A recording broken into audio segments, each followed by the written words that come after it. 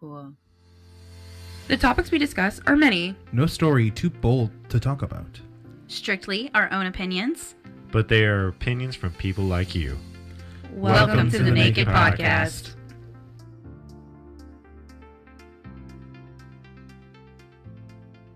Hey guys, it's your girl NJ. I didn't have a one-liner this week. Hey guys, I'm Keelan. If you want to go on a group date to watch Dear Evan Hansen, raise your hands. Y'all suck. Who's that? Third in the order, first in your hearts. It's your boy Ethan. At least I wasn't found guilty. Unlike R. Kelly. It's your DM Tech Alan. Oh, what? Was that a That bad could intro? that could have been in better days. Okay, fair. You're right. That could have been in better taste. Wait, so what was R. Kelly guilty of? Or what was Alan acquitted of and R. Kelly guilty of? I that was- could have anything. That was the indication. Ah, fuck. Okay, I fucked that up. My bad, guys. I didn't think that trick through. I'm so sorry. I'm sorry, guys. It's a Monday for jokes. It's your DM tech guy, Alan. I'm here. It's your DM tech guy, Alan. I got a pillow. Actually, mail. it's your DM Tech Guy, Alan. Actually, I got a pillow today in the mail. It's your DM Tech Alan. He did. Look at My my pillow. sister's mother-in-law crocheted it for him because she made me one and Alan was jealous about it and I mentioned it to her. And so she so fast turnaround time. She made him one and sent it in the mail and everything. They even sent me pajamas too. So I wouldn't feel left out. Alan, you must feel loved because not only was it a mother-in-law, it was the sister's mother-in-law. So there's no obligation to you at all. Yeah. I was definitely surprised. I was okay with Norma getting a new pillow and me getting her old one. Right. Well loved. Keelan's always fighting me for mine. Whatever. You're always trying to steal mine. I'm trying to come to bed and he's all up on my pillow. I'm like, bro, can I lay down? No, this is my side. When Peach cuddles, he takes up my pillow and I'm like, get your own pillow. And he's like, but I'm just trying to be close to you. And I'm like, you're making my pillow warm. See, so Puzzled believes that our pillows determine our area of the bed. But she has the super long Body pillow? Tempur-Pedic pillow, and I have a regular little pillow. Damn, that's Not fucked super up. long. It's the same size. It's the king size pillow. It's It's not. It's the queen. We had to buy I'll bring special. a king size pillow into the bed. Watch me. Oh, shit. Oh, fuck. That's fine. I get the other one. Joke's on her, right? Yeah, right. Yeah. But you know who the I joke's win. not on? My mom. Ethan's mom? Poor Gabby. Poor Gabby. Wow, talk about bad taste. Both of y'all. All right, so Gabby Petito, we have some updates on it, and I just want to kind of go through the timeline because so much has happened. So on August 12th, that's when the 911 call happened, and her boyfriend, Brian Laundrie, sorry. Brian Landry, were talking to police, and there's even police footage. They were last seen in Salt Lake City on August 24th. Brian was spotted hitchhiking and even picked up by somebody on August 29th, and Brian finally returns home on September 1st. On September 11th, Gabby was reported missing. On 9/15, Landry was determined a person of interest, and then on 9/17, the parents say they hadn't seen him in over 3 days. 2 days later, on the 19th, remains were found in Grand Trenton? Is that how you say it? Trenton? Yeah. Remains were found in Grand Trenton, and on 9/20, the FBI raided Landry's house. On the 21st, Gabby's body was identified to be the remains that they found. And a warrant was issued for Brian Landry on 9/23. And in those charges, one of them is that he used her debit cards and withdrew about $1,000 from all her both of her accounts. And in the period where she was missing, so this is before her body was found, and she was still, they're still looking for her. So the question is, where the fuck is Brian? He's Last we officially heard from him was that he went hiking and his car was found at his hiking spot, right? Mm-hmm. Yeah. So the parents, I think the day, 3 days after he was supposed to come home, the parents went back. They found his car. There was a sticker on it that said it would be towed. They left it there for him in case he came back. And then the next day they end up getting the car. And then now I think the investigators have actually scaled back their search, and they're covering more of swampland of where they're at. Because it's a pretty big area, natural, and he's an avid hiker. He's used to kind of those trails in the wilderness. So I don't know if he's hiding or what, but I've heard rumors and conspiracies that he's in Puerto Rico or Mexico or wherever. People have said they spotted him, but I couldn't find confirmed reports of that. Well, supposedly the one report I was watching was that the woods that he's hiding out in are one of the most difficult areas to survive. So unless he's a professional survivalist, I don't think he has much chance there. His nickname Bear Grylls in college or something, or what? Bear Grylls is a fake. We're survival man people. Hey, that was the only professional survivalist that I know. So Katsuki, yeah. Makes a good point. Go ahead, What's Puzzle. up, Katsuki? Hi. They say there is no way in hell he's even in that reserve. I wouldn't be surprised at all if he just left his car there as a distraction and got picked up by someone else. Why would his parents be so chill if there was any worry that he wasn't totally fine? And that's a really good point. Why are his parents so calm about this? Yeah, no, they definitely helped him. There's... I mean, what if her parents got to him first?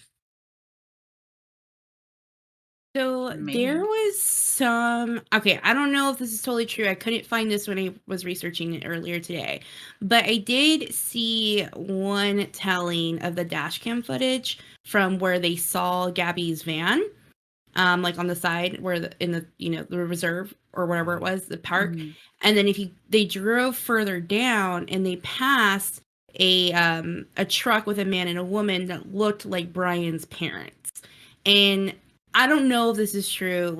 I have not found any evidence of it, but looking at the dash cam footage, it kind of does look like his parents, but it's so fast, it's so grainy. I mean, it really could be anybody. Mm-hmm. And not to mention, that F-150, I saw the video with NJ. They had a black with a yellow top toad in the back, and that's all they had. If you were camping and you drove by that car, you would think it was kind of suspicious because there was no camp gear in it. Yeah. Because that was it was a rural campground. You were very spaced out from everybody. It was basically just you and your camping vehicle. And there was the one talk show person, YouTube blog, that mentioned there may have been a second person helping Landry with Gabby's body at that campsite. And so maybe potentially it was his parents. But why would they? That's my biggest question to this is why? We know that. Yeah. We know he was abusive. His parents were abusive, and she had been living with them for the past few months. So this girl's just broken down mentally. Yeah, what the For fuck what happened? reason? Yeah, I don't think there could ever be a justification, but why did it get to that point? And how did it get there? And why is his parents like aiding and abetting this? This is awful. Like if that's the case. But to Kazuki's point, his parents are super chill about the whole situation. The fact when he came back, he immediately lawyered up. He would not refuse to give a statement. He would not tell them where Gabby was, would actually cut all communication with Gabby's family. Like, that is hella sus. And I understand trial by media is awful. Like, the media has a news story and it just runs away with it. And, maybe innocent people are put into a bind. But in this situation, he looks so fucking guilty by not saying anything at all. Mm-hmm. And he's gone. Like, he has to be gone. Yeah, I don't see him resurfacing alive, if that makes sense. Like, yeah. He's either gonna keep living his life out in another country that won't extradite him. Alrighty then. I have a noisy dog. Or like his body will pop up somewhere where we didn't expect it at all. Or he's gonna get sloppy. I mean, tigers have really acidic stomachs, and if you just throw a little sardine oil on the person, they don't stop. I recall learning that from a show a while ago. Right? Which is coming with a season 2 in November. Oh, and maybe. It just so happens to be that bitch down in Florida where this kid's hiding. I don't know. I bet you anything he's hiding with those goddamn tigers down in Florida. But yeah, it's like he has done everything he could, knowingly or unknowingly, to seem completely suspect. But it's like they're not getting a life payout insurance from Gabby, as far as I'm aware. I haven't done research on that, so I'm just kind of pulling that from the hip. So it just, why even go on a cross-country trip with her? You're just gonna push her out in Utah. Did he make a mistake? That's what I was gonna. Well, I don't know if you can say a mistake, but no. I think the story's gonna come out that it was a abusive relationship, and that one night it went too far, and panic set in, and that's what it seems like. This whole story seems panicky. So, was that same night that they got pulled over on the highway where he was supposed to go to a hotel and she was supposed to sleep in a truck? Do we have footage from that hotel of him entering and either him leaving or her entering? I haven't seen anything with that. I didn't even thought to look for it. I'm sure investigators, though, are holding a lot of things to their chests, though. Just to, because it's so high profile. Yeah. At this point, they can't risk releasing any more information, or else, what's his face will just bounce. And Gabby Petito will never get justice. Yeah. To me, it's like salt in the wound. He took money out of her account when she was already dead. Right? At least that's what the activity shows. And then, like, everything is lining up to be what we're all expecting it to be. Like, he did it. He knew what he was doing. These are calculated moves. And this person, her family deserves justice. This poor girl. It's heartbreaking. Yeah. They at least deserve to know why, to know what happened, right? Yeah. Like, it was, you're not glad for any of this situation, but it was a good thing to hear that they were able to recover her body and identify it. At least they can get that kind of closure and give her a proper funeral and pay their respects. Yeah. Mm-hmm. But yeah, fuck this dude. You're scum, Brian. They're gonna find you. Okay, you mentioned Tiger King earlier, and Puzzled, you were telling me something this weekend about Tiger King, right? Yeah. What was I telling you? Season 2? Yes. So, my mother and brother visited this weekend, and she does not have Netflix due to where she's at. She doesn't really get a lot of internet, so there's no point in streaming services for her. So I made her sit down and binge the whole thing over the weekend. And as we go to watch it, it has a little new notification saying season 2 coming November 17th. So what more could they tell? So think what they'll at the probably end, oh, I was gonna say, I think what they'll probably do is cover the trial, the rest of the trial, Joe being in prison, going to prison, and then also Jeff Lowe, because we followed him for a while. He took complete authority over the park, and they were working on building a secondary park to transfer all the animals to. But I don't know if they never I don't think they ever moved to the new park. And Jeff, here in the last 3 months, 4 months, ended up losing the park. So I don't know if they'll have that update in there as well, or if it'll just cover what happened in 2020 and like the beginning of 21. they do at the end of the documentary, though. They do state that Doc Ansel was raided by the government, so they can have some info on that. I could see them, and the last I heard, I thought the Big Cat Rescue had shut down. Dude, they still have a TikTok. So I think, okay, so they might be the only one that are still in operation. Everybody else has been shut down at this point. Yeah. So I mean, that's We'll good. see what happens. Yeah. Oh, do you I was think really hoping. Oh, go ahead. do you think that they'll cover my god, I already forgot his name. What's his face's divorce? Oh, yeah, that's Jackson right. He did. Dillon's. Yeah. Maybe. So last I heard, Joe was actually, he opened up applications because he, as far as he aware and as we're aware, will be getting out of jail by at least at the first of the year. So he has put out applications for a new dating show to date him. He's going to be the new Bachelor. Well, I don't know, like not the show, The Bachelor, but his own version of it. I'm not gonna lie, I would watch a shit out of that. Only for the drama. Only for the drama. But he only accepts applications from straight guys. Right. I'm only going to watch it for the eyebrow ring, see if it still clinging on for dear life. Oh, I thought you were going to talk about Prince Albert. Well, I can't. One. I don't think we want to see that one either. But don't you? I don't know. Nobody's wondering what if here, okay? That's topic 4. Triple you, what if? What if Joe only married one guy instead of 3? What's the next topic? What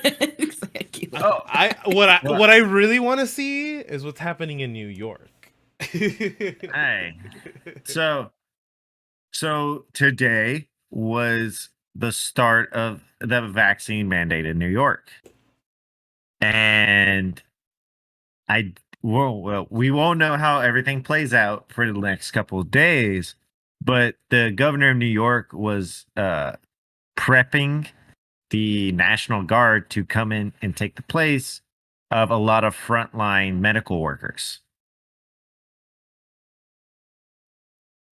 So, after doing some research on like the mandate and everything, I was telling Peach earlier, I was like, I'm a little conflicted on this mandate. Like, I think that people should be vaccinated. Yes, that's my belief, right? I think you should vaccinate.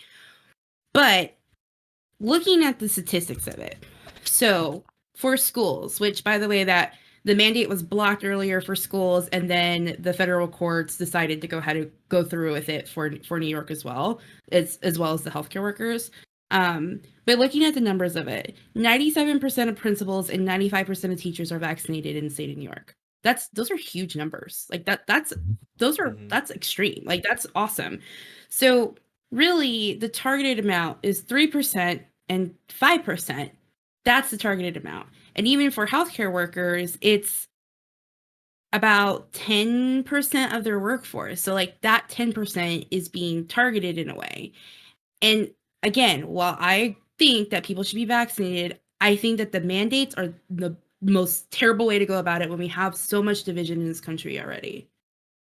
Well, and also so one big item is that you can't define fully vaccinated anymore, right? Because now they're adding the boosters. Well, for one, the it's a great piece of technology and it's doing a good job, but this isn't a vaccine yet, right?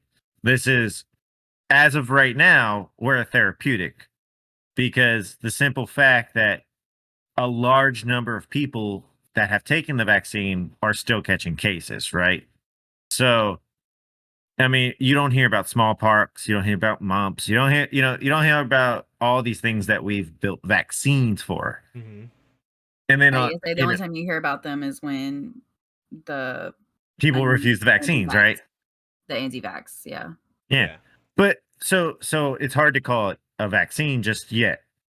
Like, maybe after 3 or 4 shots, it does what we want. But right now, we're still learning every day. So it's hard to define what fully vaccinated is. None of this paperwork, none of the bills that New York does define what fully vaccinated is. You just have to go by what the CDC considers at that day. So when this bill was passed, 2 shots were fully vaccinated, but today 3 shots are fully vaccinated, right? Mm-hmm. So that throws a big wrench on me, just for like, how can you mandate something that we're not 100% sure what the requirements would even be? Yeah. Like me, I'm on the opposite end where, I think that, I mean, we already mandate vaccines for our kids, right? Like to go to school, to even just start daycare, babies all the way until they're terrible twos.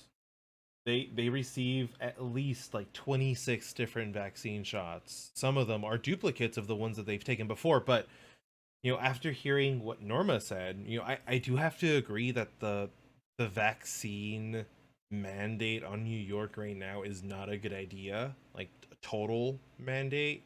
Maybe down the line, once we have the majority of the world vaccinated, then I think that would have been a better time to say, all right, well, now that everyone's vaccinated, other than healthcare workers and teachers, we are going to need everyone else to get vaccinated.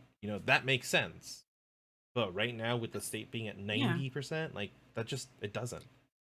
I mean, 84% of healthcare workers are already vaccinated anyway. And then, like, what Alan's saying is, like, it's a freedom. And I get that, right? Like, it's your personal choice, personal freedom at this point.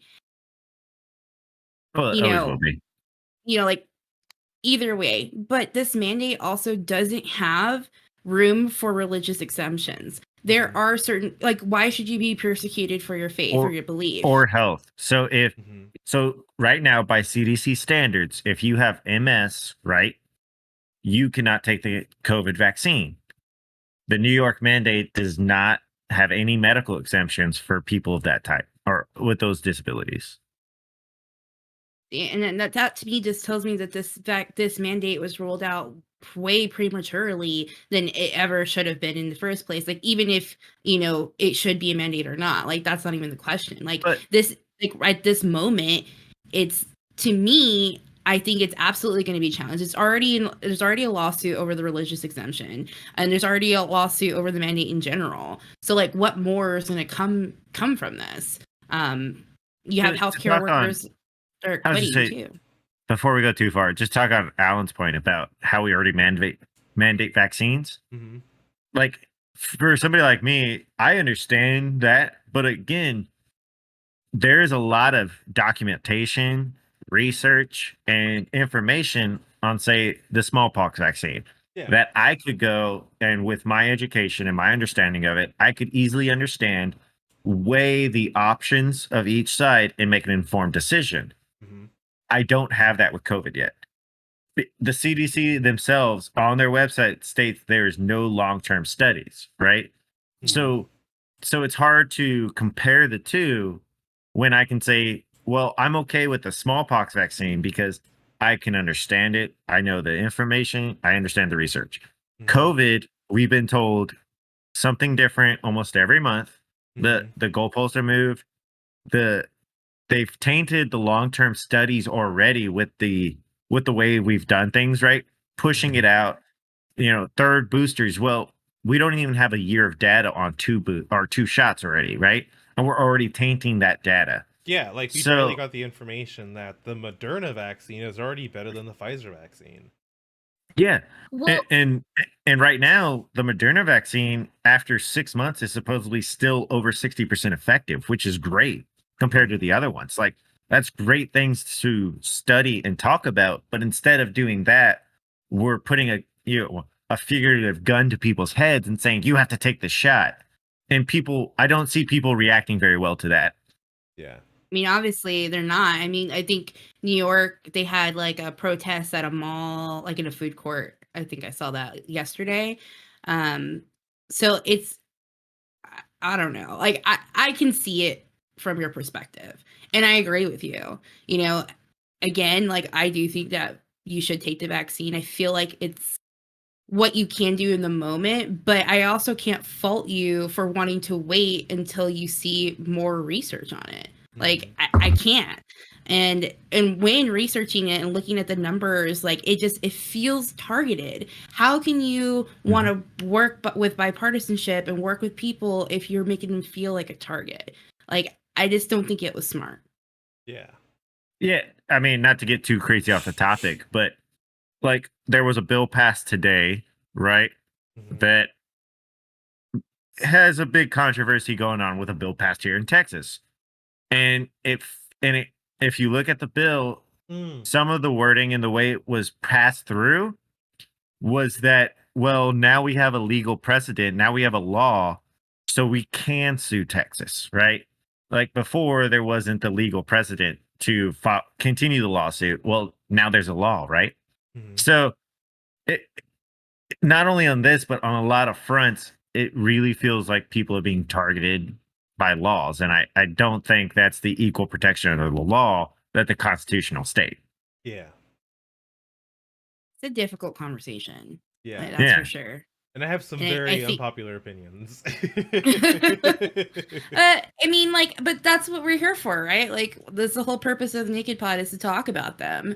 And it's okay not to know the answer either. I mean, like, we can't see the future, but we can talk about how we feel and, like what our opinions are of it. COVID vaccine eventually is just going to get to a point where it's kind of like the flu vaccine. You can get every 6 months. And the reason, it's a 6 month is because the flu is constantly changing, right? But again, we don't call it a flu vaccine, right? We call it a flu shot. Flu shot. Whereas, when you're a baby and you get your initial vaccine and then the boosters, but then you're done with it. You're done with the vaccine, you're covered. Hi, Bill. And then you have other vaccines like the HPV vaccine. It's a 3-shot process, but once you do it, you're done. And that one, it's a choice. Your flu shot, it's a choice. So I think the COVID vaccine is just going to turn into, get your flu and COVID shot here, Well, yeah, and we don't know that yet either, too. So that's the other part of it is we don't know.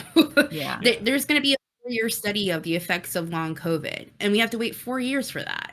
So, like there's more to learn, especially about. So real quick, just since y'all are both, are y'all going to take the 3rd shot as soon as you can? Yeah. Or y'all don't want any wait or nothing? No. Hey, because how long is the initial shot cover? I think they're 8 months is what the last thing I had saw about it. But yeah, I will get the booster. Like I said, I believe in this vaccine. I personally had COVID. I didn't end up in the hospital. It was the sickest I've ever felt, but it could have been worse. We don't know that what it either way could have been, but after personally having it, yes, I will definitely get the booster. Yeah, I'll be getting the booster too. Like, I'm not fucking around. Yeah. You know who else isn't fucking around? It's a real greasy transition, but the International Alliance of Theatrical Stage Employees, IASTE or IA, because I have no idea how to pronounce it any other way. So It looks like Ace, but with an I. right. IASTE. So do you guys know what's going on right now between them and the Alliance of Motion Pictures and TV Producers? Okay. So, recently there was a NPR interview, and I'm not going to release the guy's name because honestly, I don't know how to pronounce it, and I don't want to butcher the guy's last name, but he ended up starting, whoops, that is the wrong scene. He ended up starting this Instagram account called IA Stories with hyphens in between them. And what he started posting about his regular life, working as a member of IA. And these are people who One sec, Peach. Yeah. So to clear it up, these people work on your favorite television shows. Mhm. Like they do costumes, props, they are your PAs, they are like a whole bunch of other things. So there's like subcategories in Hollywood. So these are the people that actually work on your jobs. And then you have like your directors and whoever else. Like they're all in separate little buckets. And this particular organization, this guy Covers all of started them. a movement. Yeah, Yeah. sorry. I want to make sure. No, you're fine. You're fine. You beat me to it. You're gonna say the exact same thing I was. They're the people who work on all the productions, audio, visual, camera crew, makeup, everyone. But behind the scenes that isn't directly tied to an actor or the actual like production, executive producer staff, right? Like they're all separate. Well, this dude started a movement because after he started posting about his regular life being an editor, he started getting other people's submissions as well, and that kind of helped him keep his anonymity when it came to the account. Because, I mean, with only so many backstories, you're eventually gonna like accidentally let something go, right? So all the other stories kind of helped him keep his anonymity, and he was able to start shining a light to the constant problems that the television and movie industry has had for a long time. This one dude worked 19.5 hours a day for his longest day, and everything else ranged between 12 to 15. They get terrible working conditions that have only gotten worse since like the early 2000s after the writers' strike. And this is like kind of similar. I don't know if you guys remember the writer's strike in the early 2000s. Yeah. Where This, all the writers were fucking fed up. I also read that with this strike, like if it really does happen, that it would be the largest since like the Great Depression. Like it'll be a hot minute since they've had something so large. Mm-hmm. So some of the other organizations that are behind IA with these accusations, I mean, so like Norma said, I'm going to go with that first. There is a planned vote for a strike tomorrow. It's not just IA, the Cinematographers Guild, Hollywood Unions, the American Cinema Editors, they're all backing IA with this strike, and they're tired. They're tired of being pushed aside. They don't get proper living wages from the Producers Guild. They're asking for better working conditions. They're asking for better production standards and adequate sleep. and adequate sleep. And the whole reason that this started was because of two things. One, IA Stories Instagram account, and the second thing is IA and the I'm calling it the Producers Guild only because that's what they are. Producers Guild, which is now short for Alliance of Motion Pictures and TV Producers. They're in talks right now for IA and all of its staff, everyone in the union, to get a pay bump whenever they're working on an active project. So something that releases weekly, like The Circle, anything that's on Apple TV or Hulu, right? When Netflix first started releasing digital content, Producers Guild and IA didn't really know how to categorize it, so they created a new category, because what the old rule was is if you're working on an active project as anyone in IA, you get a pay bump, and it's a significant pay bump. But because all these shows, they're no longer being just released on TV, they're being released digitally or some exclusively via a streaming service. The active workers that are a part of IA and all these other guilds and unions aren't getting that pay bump. And the producers union does not want to budge on that pay bump. So that's what everyone is pissed off about. Wow. Mm-hmm. Pay people for the work, damn it.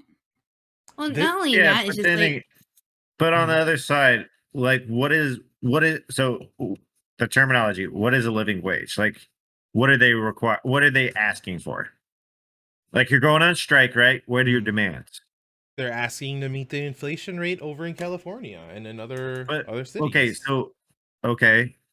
Because I mean, inflation what rate is is it? different from the cities. Right now, they don't have a number, but But that's like, okay, so if you're gonna do this, let's go. Come on. All right, let's get a little planning. Mhm. Let's get some prep.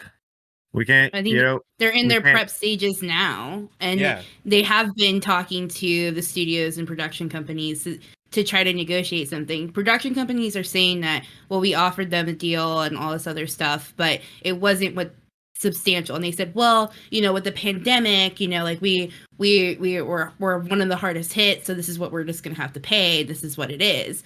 Which, okay, yeah, but you're still making millions of dollars. Like these actors are still pulling in hundreds, if not thousands, like money, buku money. I will be willing to wait for a show if it means that these people actually get time to sleep and spend time with their family. if it comes down to losing more quality television shows, like back during the writer's strike, the early 2000s, I'm fine for it. If it proves to Hollywood that we would rather see someone be able to live and not be worked to all fucking hell and then abandoned, I'm for it. Okay, so what is stopping the production companies from outsourcing outside of California? You would need those people to be on set. Mhm. Physically, yeah. Yeah, and you can't really outsource those jobs. I mean, But writers, right? Like, what's stopping a writer from Zoom calling in to a writer's room? Like, I'm not talking like the main writer who makes the calls on scene, right? yeah. But you have a writer's room with 20 writers. What's stopping that from being a Zoom call from people across the country? I don't know, but that's up to the production companies. Plus, I mean, So then if you do, It's not so if really you're the doing, root of the issue either. yeah, that's not the root of well, the yeah, issue. no, it is the root of the issue, right? Because so the root of the issue is a competitive market. You're not having a competitive market at all because you're only pulling a market, from the California, like right around you market, right? Like there could be an amazing writer in New York. They're shows are produced in New York. Mhm. So what's stopping that writer in New York from undercutting the people in California who are doing this job? I mean, if that's how the productions want to go with it, but I think these people are physically there. It's not Yeah. writers. It's their like PAs, their makeup artists. Like it's those people that physically do have to be there. And Yeah. sure, they can hire contract help and say like, "Hey, for this project, we'll fly you out and this is your pay rate." That's definitely an option. But for these people who work such long grueling hours and don't get the pay or benefits that they deserve, like that's not okay either. So, Yeah, so in general- like California is a gig economy on a lot of aspects. So what's stopping these people from leaving the union and becoming private contractors and actually able to negotiate one-on-one? Well, that's the thing. The union's supposed to take care of that for them, which I know how we all feel about unions. We're all split down the middle about union work, but you can't really go contract. You're forced to be into these unions. If you're not with them, then you're just gonna get whipped around by the production company. They already drag these people through hell. If you go in as a contractor, you're gonna be treated worse because you no longer have to answer to their union. You no longer have a union representing you, so they're gonna try to keep you there, period, no matter what. But again, you're sitting down and negotiating your contract one-on-one, so you're getting what you want, the pay you want, you're meeting your needs. As where a union's more of a blanket, like like a union is supposed to be like a minimum, and then you can have your little bit on top. Mhm. So the union setting the market. So Texas, this is how we treat a lot of unions, right? Mhm. Unions set the market, but you still have the option to go out of the union and be competitive. Not with the Production Writers Guild, not with any of the motion pictures and TV I do see what you're projects. saying though, Ethan. Like I feel like it's like more of a, instead of somebody speaking for you, it's more of a personal negotiation for what works best for you as an individual. Like you should have both of those options, right? Like here in tech, I don't know. I haven't lived in California. I haven't really dealt with Yeah, I unions don't here, but either. the unions in Texas, I as a person can go join a union, and this is the benefits, this is the pay. Or I could not join I can go non-union to a private contractor and do the same work, and they have to be competitive with a union or I will go there. So I don't. That's what, like, California has a lot of that issue where they closed a lot of their markets, right? Mhm. The unions consolidated power in that market, more or less. That's what you're saying. Yeah. So is going on strike with the union gonna be the best option for a lot of these workers? I mean, if the Producers Guild isn't going to budge on what their demands are and what their requests are, then I think it should be. And it's not the first time both TV and movies have seen a strike. A strike as big as this one, too. What sucks is like when, okay, for like the writers strike, for example, Mhm. remember the quality of content that we got after that? Like so many shows got canceled after that because the writing wasn't the same, or like it sucks from a consumer's part too, and you're only digging yourself deeper in that hole of trying to retain viewers. I mean, gosh, I Futurama and didn't That know. 70s Show are the only two shows I can name that survived the writer's strike. Nah, I don't even know you could say that. The I mean, 70s show. that Mhm. 70 show, what, it lasted 2 seasons after the strike? Yeah, 3 seasons. I mean, and that could have been so seasonal contracts can vary from 1 to 3 seasons, right? So Mhm.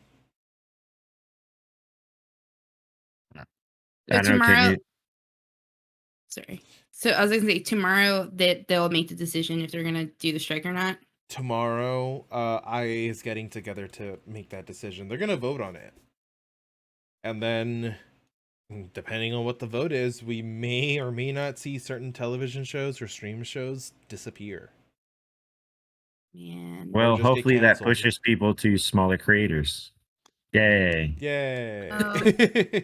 So that's the other thing, when are we going to make that shift, right? Because you don't need a production studio anymore. Like that's the sad part, right? That we see these people's jobs slowly becoming obsolete or because even like Selena Gomez, she recorded her whole album, right? Like yeah, virtually.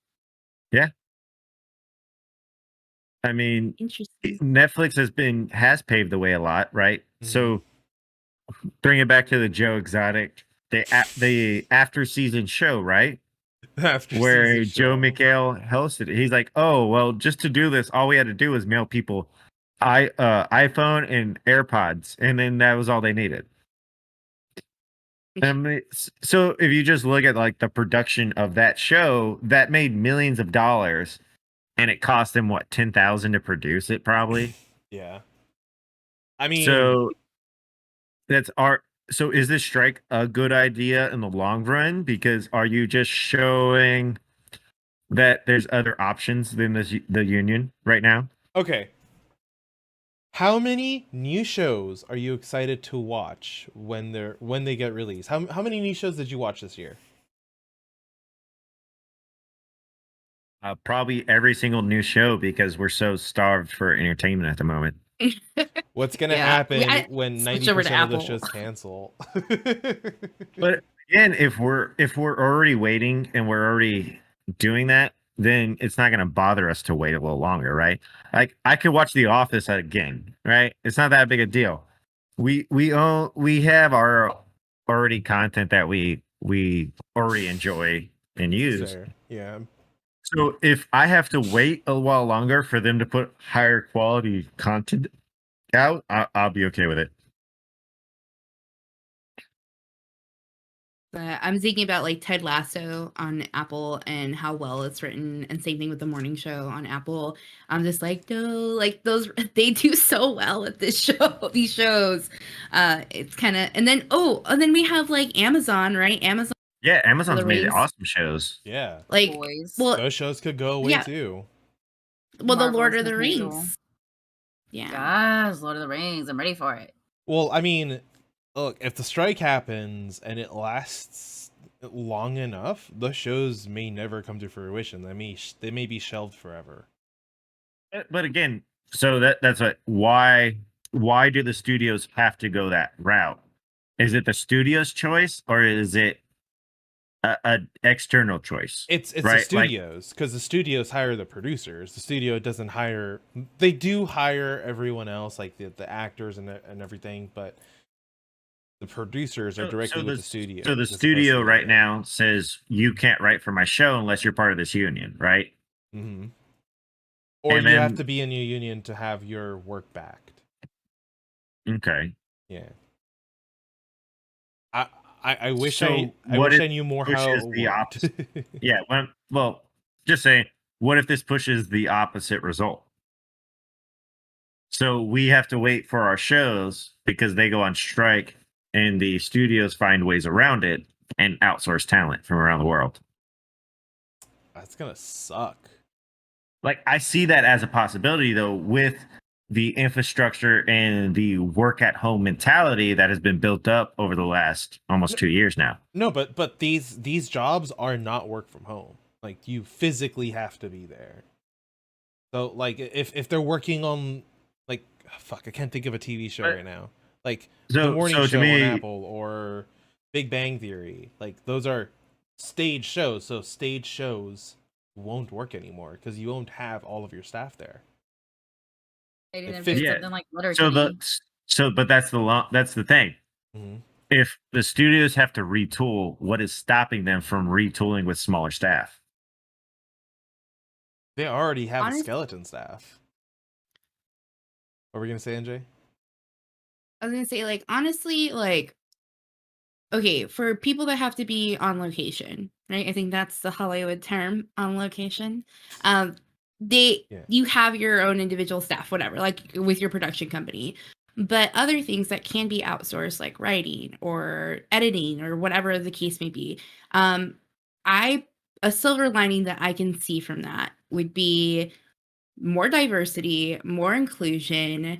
Like, you have different people telling different stories that may not have the accessibility that Hollywood has built up to be. Like, we've talked about it before, where Hollywood is not what it once was. Like, you don't have to be in California to make it. I mean, anybody with a mic and a video camera can make a podcast or, be a content creator. So I don't know. That Ethan kind of made some good points. Alan made some good points. Like, I don't know. I'm interested to see how this plays out.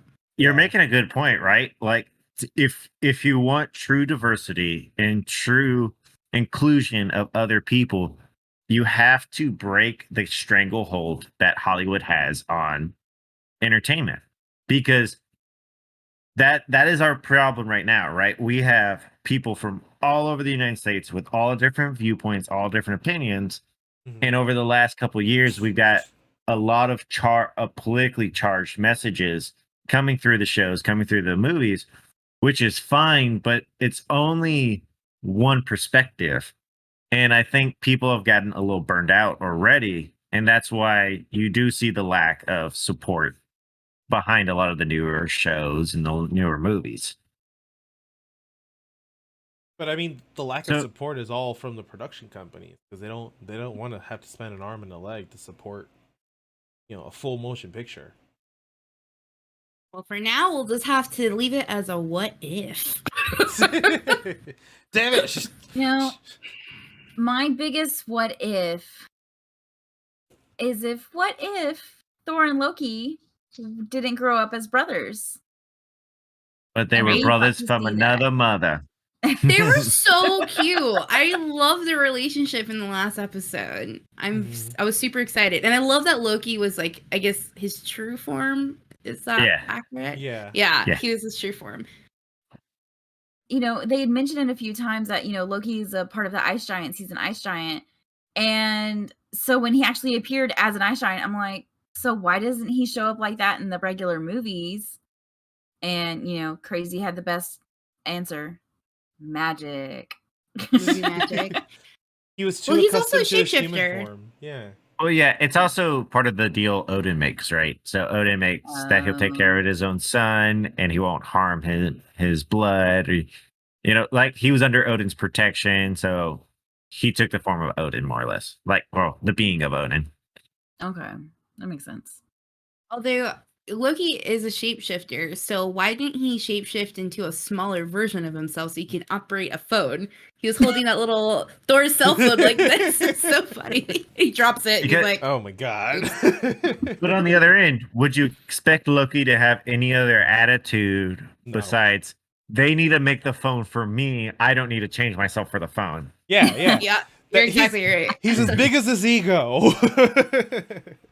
But the whole the frat boy attitude, that it was just like hilarious to see, right? Yeah. It's exactly what I expected from Thor. Like, I really loved it, and I loved like Captain Marvel was such a party pooper. But you saw like so many different other timelines too, like happen in those. Like you saw Drax, you saw Nebula. You know, there's so many other characters that were in there. Even like Rocket Raccoon was passed out in the sink of the hotel room. Not to spoil the ending, but even the ending with the big reveal at the end, like that was fucking awesome. Great. Yeah. Yeah. Goes to show you that even though they don't grow up as brothers, the timeline continues to move. Well, and the fact that because they didn't grow up as brothers, they had an even better brother relationship. Mm-hmm. There's no competitiveness. And it sounds mean, right? But so this was a better portrayal of the type of Captain Marvel that Brie Larson was supposed to portray, right? Like she was supposed to be kind of the sassy "see you next Tuesday," which is what we got right here. When they really tried to make her the strong heroine of the movies, and it was like, nah, it kind of worked better in this way. I say, yeah, that's what I said whenever we were watching it. I was like, I like Captain Marvel so much better when I don't know her backstory. Oh my god, definitely. One thing I do have to say is I like how she comes around towards the end, and this is kind of a spoiler, small detail, but actually tries to help. Yeah. That was really cute, actually. Yeah. It was funny, and I think we needed that after like a couple heavy episodes of What If. And then I didn't see this, but I did see it in our Discord. One of our community members, Jay, he said that we are actually getting a continuation in the next episode. Yes. Oh, I didn't hear anything about that, but that's cool. I'm It's excited. really cool. I'm excited. The big reveal at the end, like that was like, what? And I want to know who it is. Which one it is. Yeah. Yeah, because Tony Stark didn't die in this one, right? Right.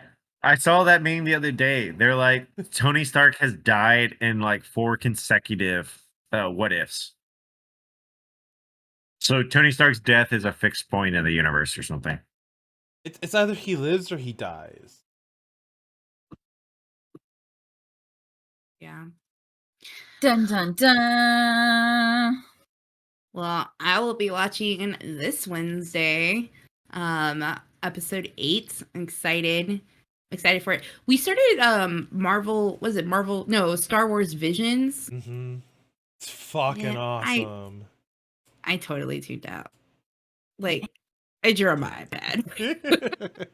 She did. If you haven't watched the Bad Batch yet, you need to watch that one.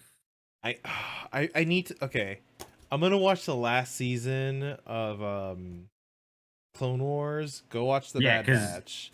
Yeah, because it introduces the Bad Batch. That makes a lot of sense. Like, kind of ignore the last 6 episodes of season 6 and then just go straight to season 7, get going. Yeah. The Bad Batch rolls right into it. Like it picks up right where it leaves off. You know what? I was watching My Hero Academia because I already finished Dragon Ball Super, but you know what? It's You I'm gonna finished start binging Interpretive that. Power? Yeah, fucking awesome. What do you think of Jiren? Do you think Jiren's gonna come back? I heard that the manga is still going, so I may start buying the mangas for those and start reading through them. But unless if Funimation or Toei Animation declares a season 2, I'm not getting my hopes up for another season. Yeah, no, they're on hiatus and they'll be back eventually. They said they just wanted time because Toei, he didn't write any of Super. He actually passed it on to his protege. Really? So the tournament pass it on? Yeah, so no, it's just the manga. Oh, okay. So he hasn't written any of the mangas, but he has been helping guiding the anime. But the manga cool. is totally in the hands of his protege. I forget his name. But he started as a big time fanfic guy.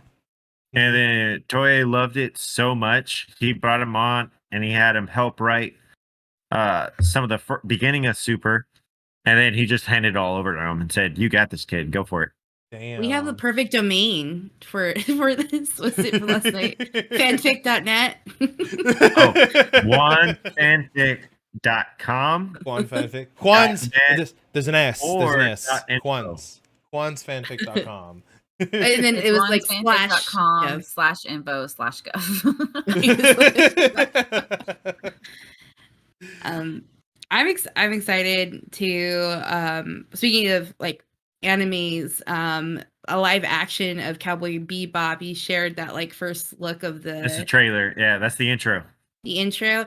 I'm so glad they didn't get rid of that iconic song. It's like the best intro ever, and they still kept kind of true to it. So I'm a little excited for it. I'm not gonna get my hopes up though, because they always fucking ruin live action. All the comments were like the song carried the intro itself. Yeah. I mean, probably. So we all know the song is called Tank, and Tank is a tank of a song. So what do you think about what is it, John Choi, right? I don't love him as Spike. It's too old, right? He's too old. Yeah. I saw him as like 18, 19, like an actor around 18, 19, maybe up to like 22. Spike is in his mid 20s to late 20s, no?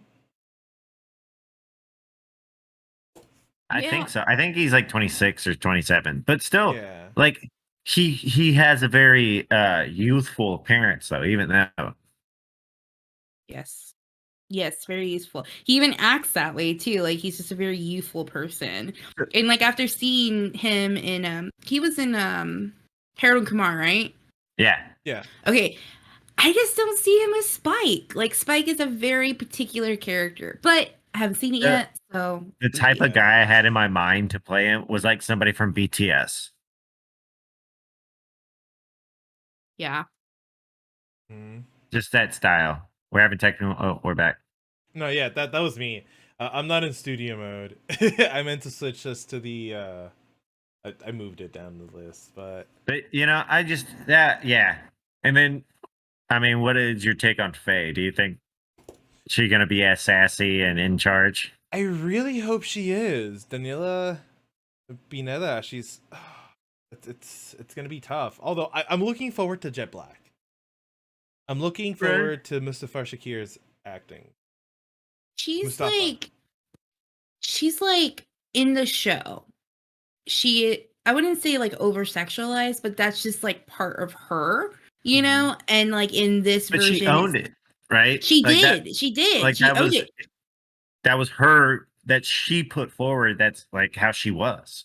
Right. It was part of her personality. She used it, like for her own like character, like it was part of her. So to see like a toned down version was a little disappointing. Like I wanted to see her portrayed the way that she was in the actual animated series. And the actress's response to a lot of the criticism was just kind of like, you should have just ignored it, right? Like she did the snap back at everybody. And it just like, you got to remember this like hits people's like member berries, Potheads. right?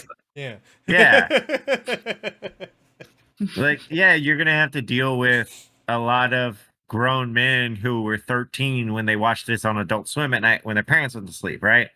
Like, you're messing with their childhood. You got to expect a little bit of criticism. It's like Kevin Smith and He-Man all over again, right? Some people thought it was Yeah. great, other people thought it was fucking shit. Well, it wasn't about He-Man. I think that was what a lot of the criticism was. Mm-hmm. You have a show called He-Man, and you don't make him the star character. All I'm saying is nice to see something different. But you know what? What are we doing this? What are we doing this Wednesday, Ethan?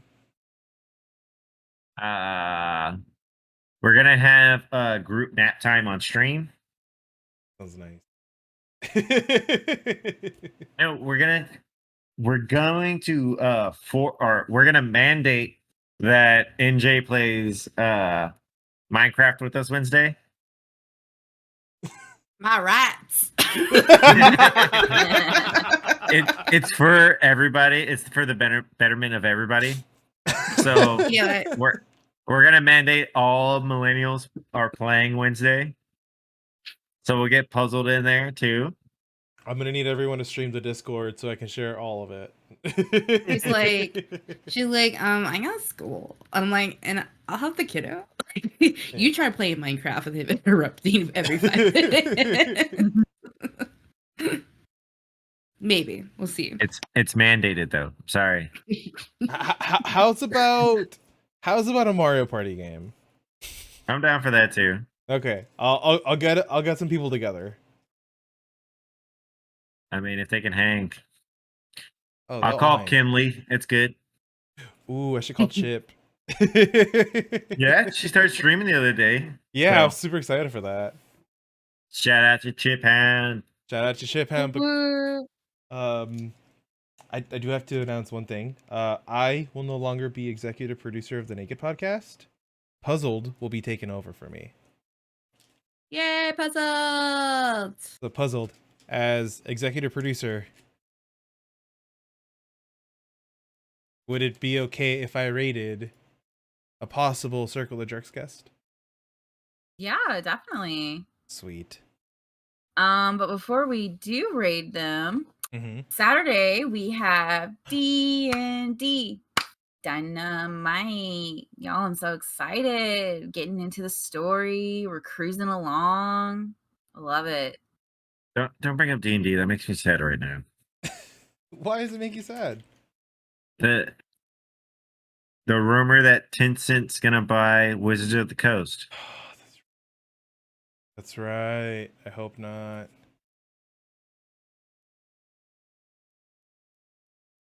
What? Tencent, the Chinese company. game, mobile game party or company. Oh, They're- what? They are viewing the options of buying out Wizard of the Coast. So they would buy out all D&D and Magic the Gathering. I'm not for that, especially for Magic. I'm gonna have. God damn it!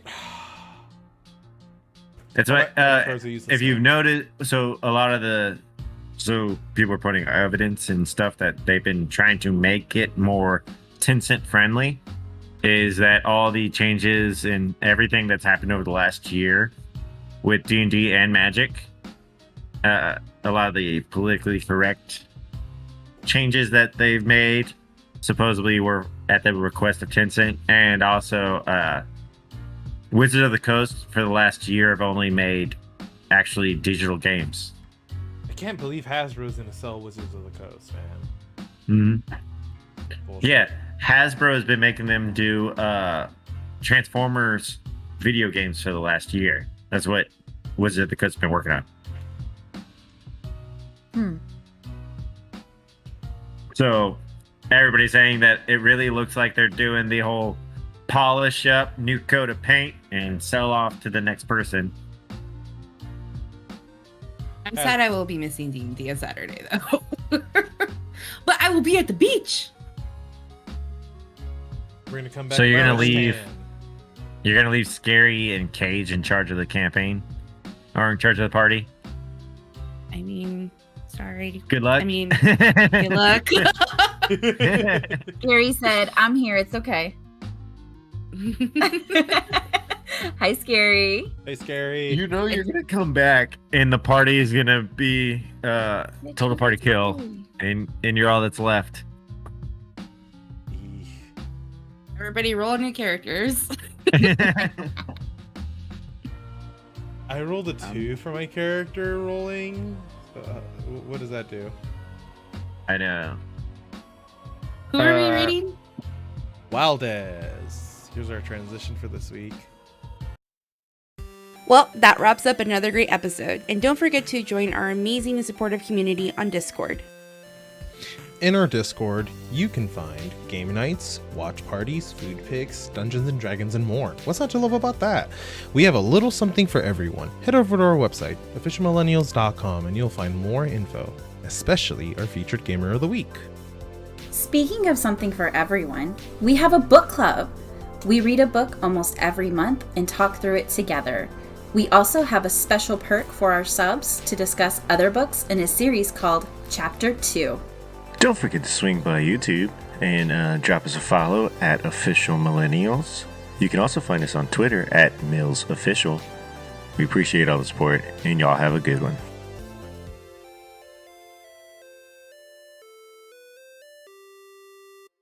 This is an Official Millennials production.